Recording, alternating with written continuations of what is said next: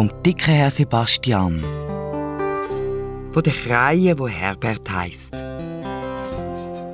Am liebsten hat der dicke Herr Sebastian seine Ruhe.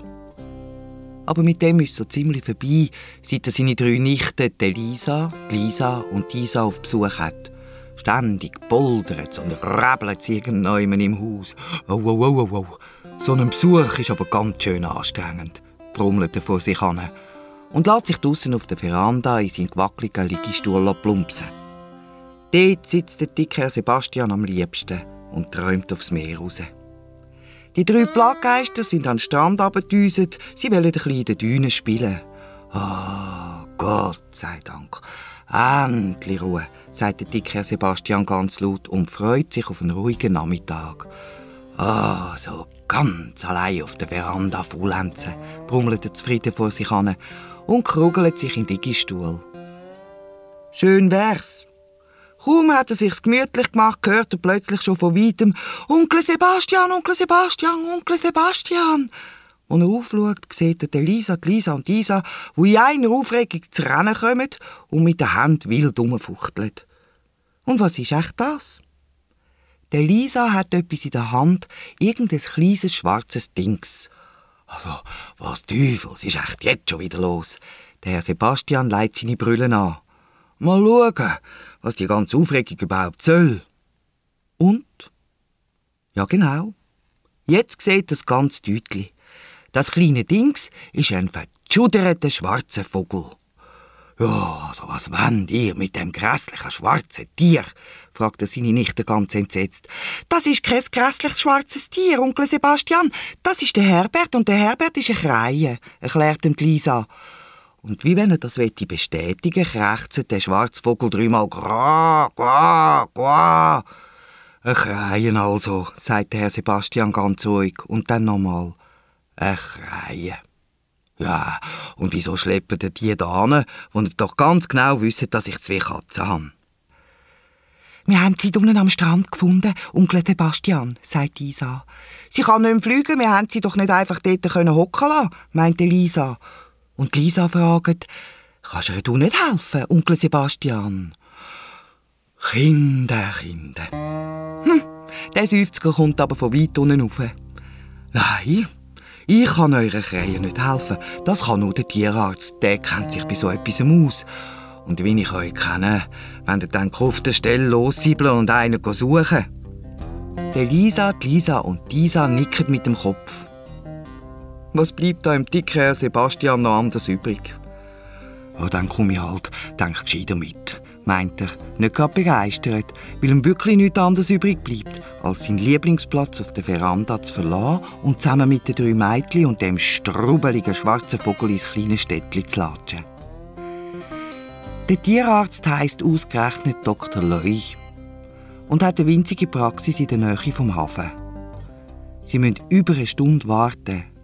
Sie ist anfangs ganz trümmelig von dem ständigen Miauen von den Katzen und dem Heulen und Bellen von den Hunden. Aber endlich kommen sie dann doch noch dran. «Eine Krähe? Wo haben ihr auch die her?» ruft der Dr. Leu ganz begeistert. «Wir haben sie am Strand gefunden. Sie heisst Herbert und kann nicht mehr fliegen», sagt Lisa. «So, der Herbert? Ja, dann müssen wir dann mal schauen.» «Ja, das Tier hat einen gebrochenen Flügel», sagt er endlich. «Aber das ist nicht weiter schlimm. Ich muss den Flügel einfach schienen und mit einem Verband fixieren. Nach ein paar Wochen ist alles verheilt und eure Krähe kann wieder fliegen.» «Nach ein paar Wochen?» Der Onkel Sebastian ist ganz entsetzt. «Sie können die Krähe selbstverständlich auch in einem Tierheim abgeben», meint der Doktor. Nein, nicht in ein Tierheim. Bitte, Onkel Sebastian», bettelt Lisa. Und Lisa verspricht, «Wir schauen im Herbert schon, ganz sicher.» Und Lisa doppelt nach, «Bitte, Onkel Sebastian.» «Ah, gut, meinetwegen», gibt der Onkel Sebastian dem Gestürm nach und denkt schon wieder, «Oh, was bleibt mir auch anders übrig?» Aber begeistert ist er dann etwa gar nicht von dieser Furzidee. Zum Znacht kommt der Herbert eine halbe Packung Kanarienvogelfutter über. Und dann wird der grässliche schwarze Vogel, wie der Herr Sebastian dieser Krähe sagt, in die Küche eingesperrt, dass ihn die Katzen in Ruhe lassen. «So, und jetzt wirst du endlich gesund», sagt der dicke Sebastian noch, bevor er die Küchentüre zubeschliesst. «Gra, gra, gra», gibt ihm der Herbert noch um, der auf dem Küchenboden sitzt und seine Körnchen pickt. Am anderen Morgen sitzt der Herbert immer noch auf dem Boden. Aber rings um ihn herum liegen die Reste von aufgerissenen Zellophansäcken, wo einmal Schoki, Gutzli und Nüsse drin waren. Der dicke Herr Sebastian schaut sich die Sauerei zuerst einmal wortlos an. «Bist meine gleich nicht so krank? Sonst könntest du nicht mit dem Schnabel die Küchenschränke aufmachen», schimpft er. Dann rennt er ohne umzuschauen über ins Schlafzimmer, wo die 3 Nichten an selig pfusen. «Lisa, Lisa, Isa», ruft er. «Kommt ihr mal schauen, was euer Liebvogel Herbert heute Nacht angestellt hat?» «Oh, was ist los, Onkel Sebastian?» fragen sie noch ganz verschlafen. So wütig haben Lisa und Isa ihren Onkel noch nie gesehen. Oha, Letz. Mit einem Satz sind sie aus dem Bett und rennen die Stegen ab in die Küche. «Jetzt schaut euch das einmal an», schimpft der dicke Herr Sebastian. «Alles aufgefressen!» «Aber das ist doch nicht so schlimm», sagt Lisa. «Der Herbert hat eben noch Hunger gehabt», meinte Lisa. «Und weil der Onkel immer noch so böse in die Welt schaut», sagt Isa. «Er hat sicher nicht böse gemeint, Onkel Sebastian.» Auf jeden Fall wird der Herbert am Abend nicht mehr in die Küche beschlossen. «Du bleibst schön bei mir in der Stube, dass du nicht wieder irgendetwas Keibsbos gibst», sagt der dicke Herr Sebastian ganz streng zum Vogel und setzt ihn in seinen grossen Ohrensessel. Gleich darauf aber schlafen alle tief und fest. Der dicke Herr Sebastian auf der Couch in der Stube, das Fenster Speerangel weit offen wegen der frischen Luft. Die 3 kleinen Mädchen im grossen Bett von ihrem Onkel ganz nahe beieinander, ein grosser Knäuel und an den Füssen wie immer die beiden Katzen, der Stümplischwanz und das Kurzöhrli. Nur der Herbert schläft nicht. Still sitzt er da im grossen Ohrensessel vom dicken Herr Sebastian und schaut in die Hellmondnacht raus. Und weil er nicht schläft, sieht er auch den Mann am offenen Fenster, wo leislich ins Zimmer klettert und direkt auf ihn zukommt.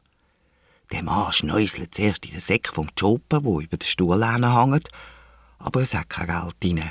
Darum will er noch in den Hosensäck nachschauen. Aber auf der Hose hockt der Herbert kreien und der Herbert will ums Verroden nicht auf die Seite. Der Dieb probiert ihn wegzuschöpfen. Aber oha. Da ist er an den Letzen gekommen. Das passt dem Herbert überhaupt nicht. So fest wie er nur kann, hackt er den Frechkerl in die Hand. Der Dieb geissen ganz laut, so ist er verschrocken. Und dann tut es auch noch saumässig weh und der Herbert fährt an krächzen. Wah, wah, wah. Es geht einem richtig um Mark und Bein. Auch im dicken Herr Sebastian. Auf einen Tatsch ist er wach. «Hey, was ist da los?» ruft er. Vom Einbrechen sieht er nur noch den Rücken, weil der in einer Panik «Was gibst, was hast» aus dem Fenster klettert und den Blind nimmt. «Einbrecher! Einbrecher!» brüllt ihm der dicke Herr Sebastian hintendrein. Er hat eine richtige Wut im Bauch. Dann macht das Fenster zu. Über oben sind natürlich auch die 3 Mädchen von dem Heidelärm verwacht und stürmen die Stege ab. «Was ist los? Onkel Sebastian? Hat der Herbert schon wieder etwas angestellt?» «Im Gegenteil», sagt der dicke Herr Sebastian. «Im Gegenteil. Der Herbert hat einen Einbrecher verjagt. Stellt euch das einmal vor.» Und dann meint er noch, der Herbert kann bleiben, bis er wieder ganz gesund ist. Mädchen jubeln, juhui, und der Herbert krächzt, gra, gra, gra, und sitzt ganz stolz zoberst oben auf dem Sessel, gerade so, wie wenn er alles verstanden hat. Die Lisa und die Isa sind längst wieder daheim in der grossen Stadt, beim Vater und bei der Mutter. Der Herbert aber ist immer noch im winzigen, hölzigen Häuschen am Meer, wo blau angestrichen ist, und ist bald einmal so dick wie der dicke Herr Sebastian. Der füttert nämlich seinen Held nur noch mit den allerbesten Körnchen. Und zentrum bei allen Nachbarn erzählt der dicke Herr Sebastian von seiner Krähe, die einen gefährlichen Einbrecher vertrieben hat.